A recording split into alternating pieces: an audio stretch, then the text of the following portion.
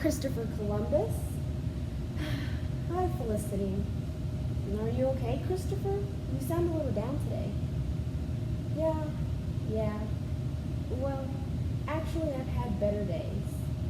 Oh, Christopher, I'm so sorry. Believe me, I know how tough bad days are to get through. You've had one too? Of course. Everyone's had a bad day here and there. You know, I might know something that'll help you feel better. Yeah? You think so? Mm-hmm. I was just talking to my friends about our best day ever. Do you have one of those? Sometimes talking about good memories makes you feel better. Well, I do have a particular day in mind, but it's not the kind of story that can be told just using that one day. Oh, well, I have time to listen. I don't mind. I love listening to stories. If you want to share, that is. Well, yeah, all right. Thanks, Felicity. Well, it all started in 1492. Wait, wait. You mean over 500 years ago, 1492? No, of course. What other 1492 is there? Right, right. Duh. Okay, go on. Yes, where was I? We were in 1492. Oh, yes. So it started in 1492. I had just left Portugal because the king there, he wouldn't fund my proposed voyage to find him great wealth. Where'd you go after you left? Oh, yes, yes, I can't leave that out. It's rather important to my story. I went to Spain, and imagine this if you can. I met King Ferdinand and Queen Isabella. No, a real king and queen? Indeed, as real as they come. Here, close your eyes and picture it. Really? It adds to the ambiance. The what? Right, big word. Let's see. It adds to the setting. Come on now. I'll close mine, you close yours, and we'll go back in time to Spain together. Well, all right, why not? Yes, that's the spirit. A voyage, you say? Oh, yes, King Ferdinand. You see, sailing and navigating the wide open waters is in my blood. I'm a natural born explorer. Unfortunately, I'm not of natural born wealth, which is why I'm here to ask you to fund my voyage from Spain to the Far East. I promise to bring you great wealth in return. You're not lying. You promised great wealth. Our treasury is scarce because of our fight with the heathen Moors, who are holding part of our kingdom. Great wealth, I assure you, King Ferdinand. Great wealth, and I could share my Christian faith with the people in the East who have never heard of it. This is the perfect solution to our problems that we can't pass up.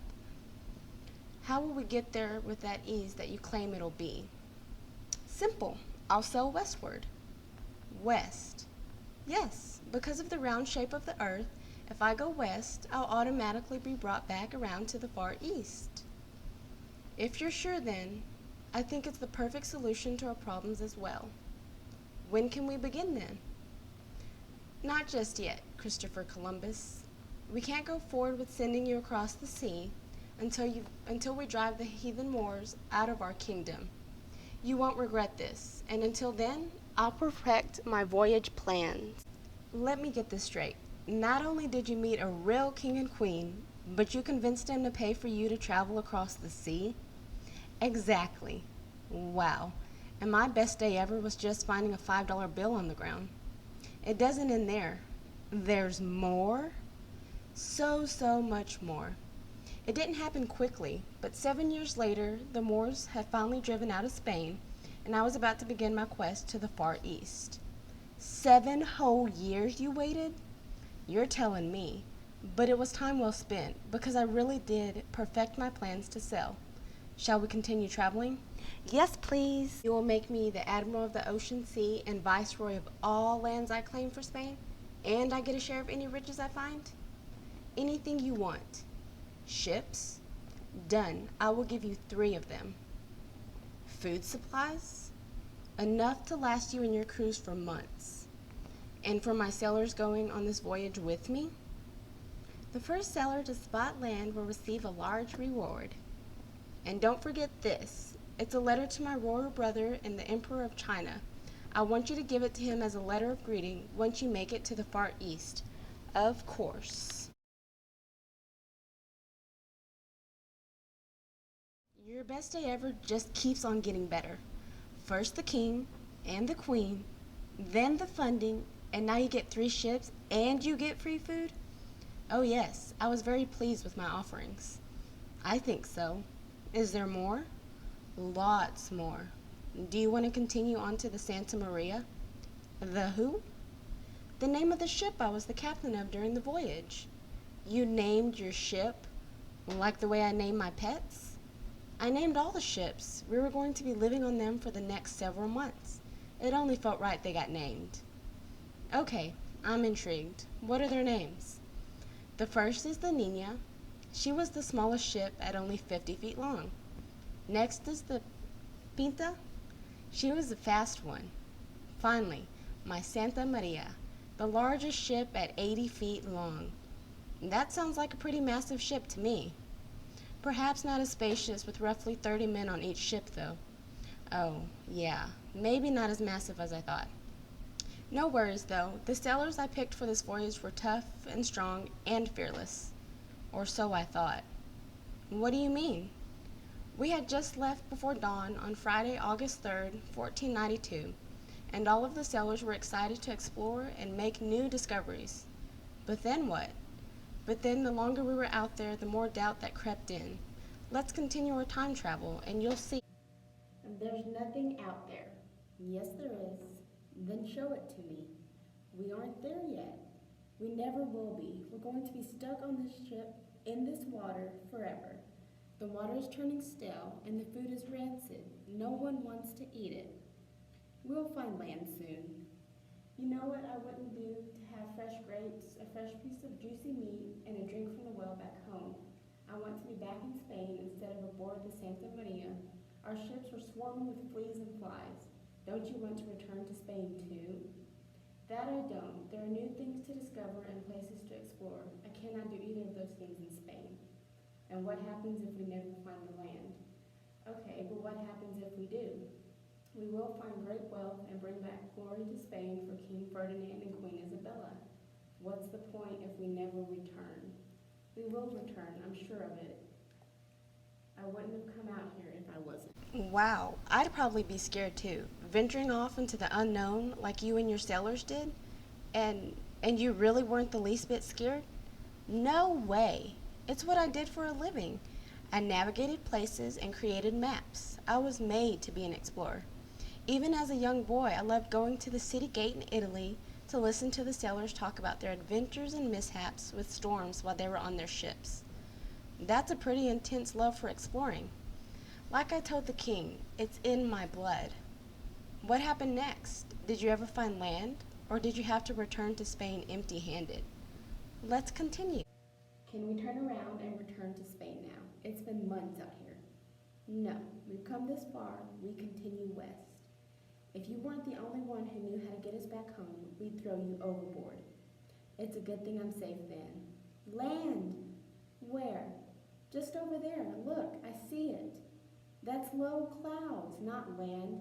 If anyone else falsely claims to see land again, you'll receive no reward when we do come across real land. Got it? Got it. Were the sailors hallucinating? Seeing things? Going mad with hunger? Maybe. But worry not, because weeks later, the Pinta ship shot off a cannon shot just ahead of my ship. The crew aboard the Pinta had seen breakers and a dark coastline ahead. When was this? It was on Friday, October 12th, 1492. And they weren't lying this time? No lies. I saw the island of Green too when the sun began to rise.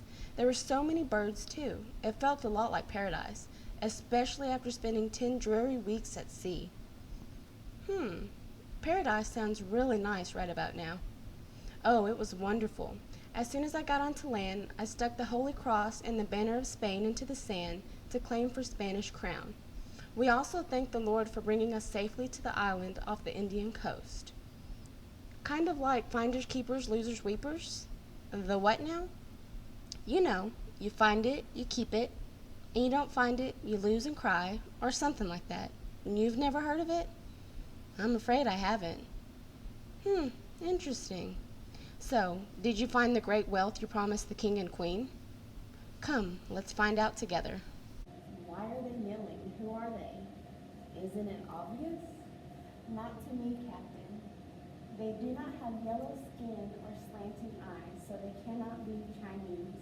They must be Indians. Indians? Yes, and they are kneeling because they thank their gods that have descended from the heavens.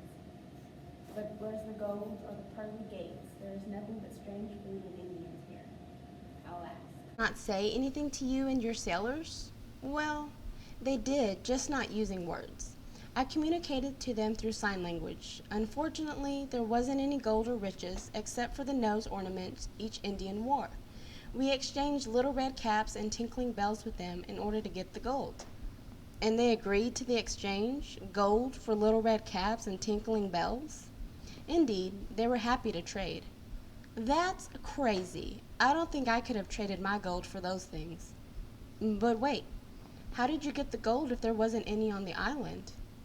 Ah, this is where it gets good.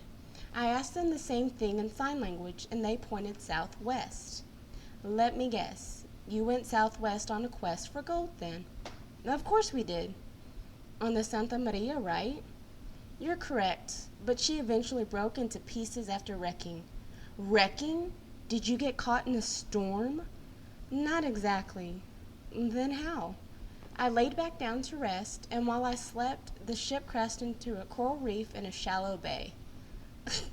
So you're a great explorer and navigator, but a really bad driver then? Something like that. So did you ever find the gold? I did. Back to the past then? Back we go. The Indians know where the gold is. Yes, in the mountains of Hispaniola. I didn't think we'd ever find it. I knew we would. God arranged everything. I lost my Santa Maria, but in return found all the riches I promised King Ferdinand and Queen Isabella. What do we do now that we have all the gold? We bring back 6 of the Indians to show them new things in Spain, and we take the golden riches that we promised. You really did it. Oh, we're so happy. Now Spain will prosper even more. Indeed, now we have Easterners to spread our Christian faith with, new food to eat and grow, and gold riches. Wow, that was an amazing story, Christopher. But, did I miss something? Well, I really don't think I did, although it is a rather long story to tell. I suppose I could have missed something. Actually, the land you discovered is called America now. Also, the Indians you came across are Native Americans. Oh, and the Hispaniola you found on the gold on is actually called Haiti. No, that's not right. I didn't call it that. Here, look for yourself.